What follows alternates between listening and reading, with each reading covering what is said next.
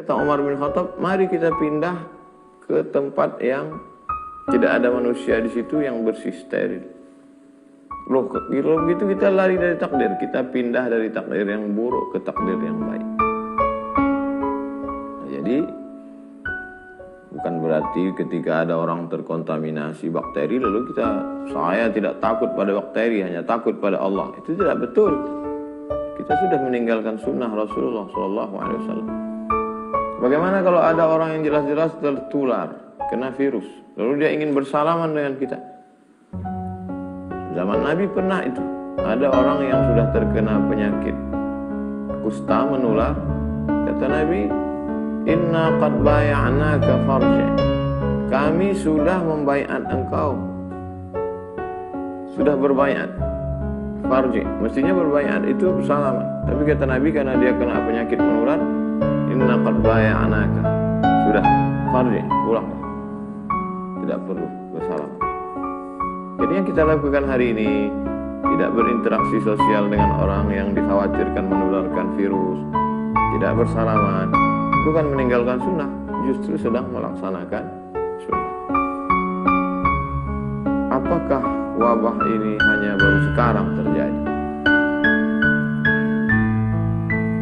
Kita baca apa yang disebutkan oleh Imam Az-Zahabi dalam kitab Syiar A'lam An-Nubala. Wa kana al-qahtu 'aziman bi Misr. Pernah suatu masa terjadi di Mesir itu masa paceklik. Wa bil Andalus. Tidak hanya di Mesir, sampai ke Andalusia, Spanyol.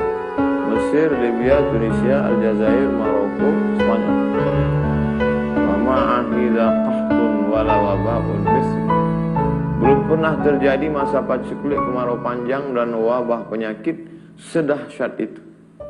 Di Cordoba, di Spanyol, di Andalusia. Hatta baqiyatul masajidu mughlaqah.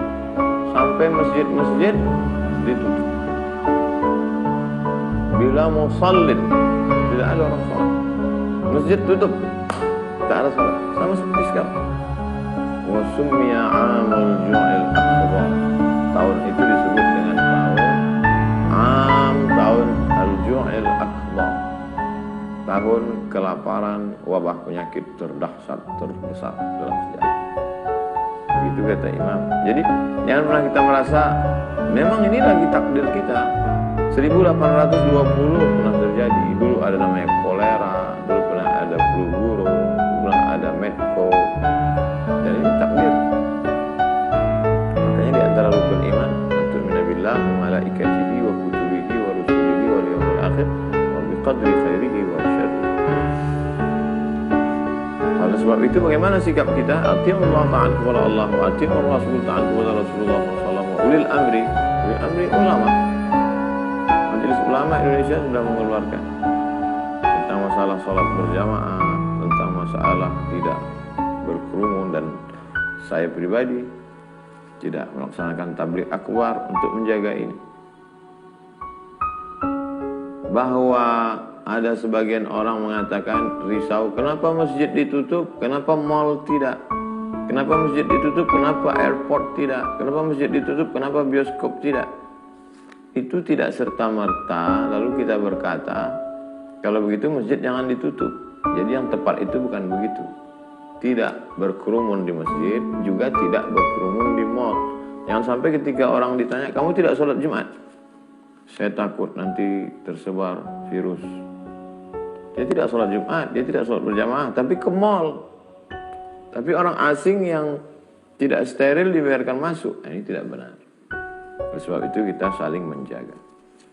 Saya percaya kepada Majelis Ulama Indonesia dan khusus Mesir, karena saya alumni Al-Azhar, ikut Hay'atu Kibar Ulama Al-Azhar. Saya sebagai orang yang awam, tidak berilmu, ikut ulama-ulama guru-guru kami di Azhar yang sudah mengeluarkan keputusan pada tanggal 15 Maret 2020 tentang gugurnya sholat Jumat dan sholat fardu.